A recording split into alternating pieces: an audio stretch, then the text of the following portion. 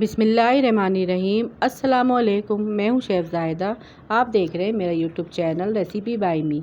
आप सबको मेरे चैनल रेसिपी बाय मी में वेलकम है। जहां रहें खुश रहें, हेल्दी रहें।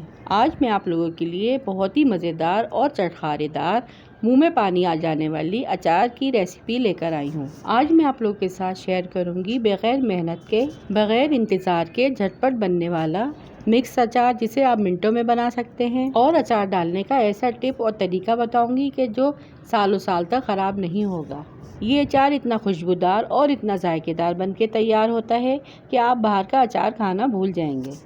ये अचार किचन के चंद मसालों से बनाकर तैयार करूंगी। तो आइए इस चटखारेदार और आसान सी अचार की रेसिपी को बनाना स्टार्ट करते हैं। इसे बनाने के लिए यहाँ पे मैं फ्राई पैन में 1 प्याली सौंफ, 1 प्याली धनिया और थोड़ी सी साबुत मिर्चें ऐड करूंगी और कुछ सेकंड के लिए इसे अच्छे से रोस्ट कर लूँगी, जब तक इसमें से खुशबू नहीं आ जाती। रोस्ट करने के बाद इसे मैं ग्राइंड कर लूँगी और दरदरा सा पीस लूँगी। ये जो सारे मसाले हैं, एक तो इन मसालों से अचार बहुत ही मज़ेदार बनेगा, ऊपर से ये मसाले हाजमे के लिए भी बहुत अच्छे हैं। बस इन्हें रोस्ट करने के बाद इन्हें दरदरा सा कूट लेंगे और साइड में रख देंगे। अब चलते हैं सब वेजिटेबल्स को थोड़ा सा फ्राई करने की तरफ, जिसके लिए कढ़ाई में मैंने सरसों का तेल लिया है। तेल की क्वांटिटी आप कम ज़्यादा कर सकते हैं। हम इन सब्जियों को धूप में तो नहीं सुखाएंगे, बल्कि हम तेल में इसे फ्राई कर लेंगे, ताकि इसमें जो पानी और थोड़ा सा अलग से नमी होगी वो ख़त्म हो जाएगी। सबसे पहले हम गाजरों को यहाँ पे हल्का सा फ्राई कर लेंगे, ताकि इसमें जो पानी है वो ख़त्म हो जाए।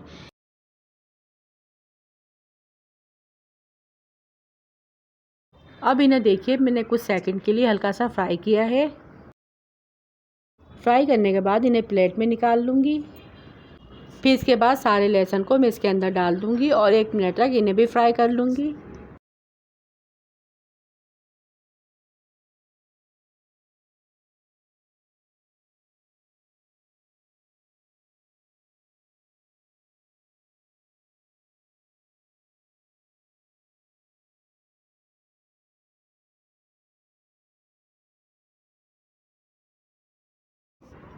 लहसुन फ्राई करने के बाद फिर मैं कैरी डाल दूँगी। कैरी को भी मैं 1 मिनट तक फ्राई करूँगी।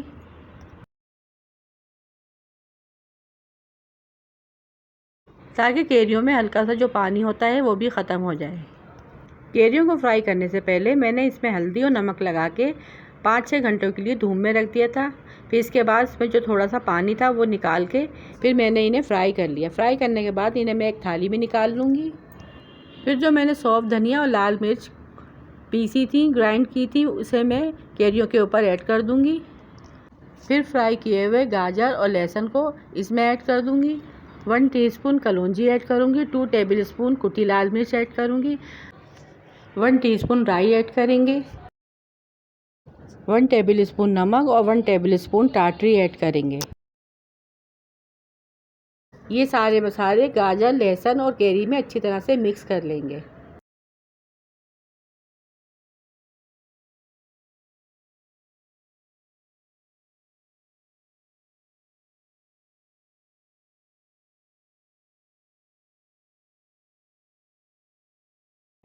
फिर इसमें हरी मिर्ची ऐड करेंगे और इसे भी सारी चीज़ों में अच्छी तरह से मिक्स कर लेंगे। यहाँ पे मैंने 2 से 3 नींबू ऐड किए हैं। आप चाहें तो ज़्यादा नींबू भी ऐड कर सकते हैं।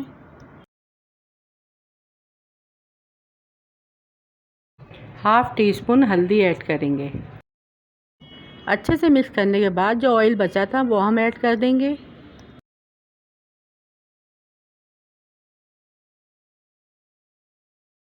फिर इसको हम दोबारा से अच्छी तरह से ऑयल में मिक्स करेंगे, ताकि सारी चीज़ों पे ऑयल अच्छे से लग जाए। और आप देख सकते हैं इसका लुक कितना खूबसूरत और कितना ज़बरदस्त लग रहा है, जिसे देखते ही मुंह में पानी आ गया। अब थोड़ा अचार मैं एक बोल में ऐड करूँगी।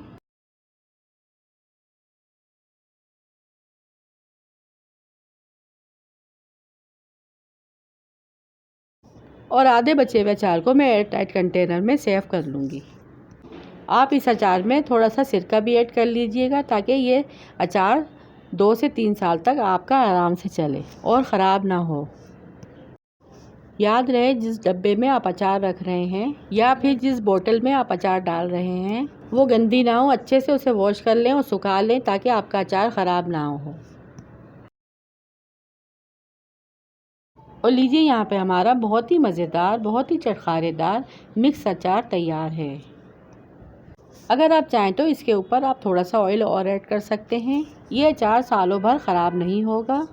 आप इसे हर तरह की चीज़ों के साथ खाएं और इंजॉय करें। गर्मियों में आप बहुत ही मज़ेदार सा और चटखारेदार सा अचार खुद बनाकर तैयार कर सकते हैं। अब बाहर के केमिकल वाले अचार को छोड़ें और घर में बनाएं ये फ्रेश और आसान सा मज़ेदार सा अचार।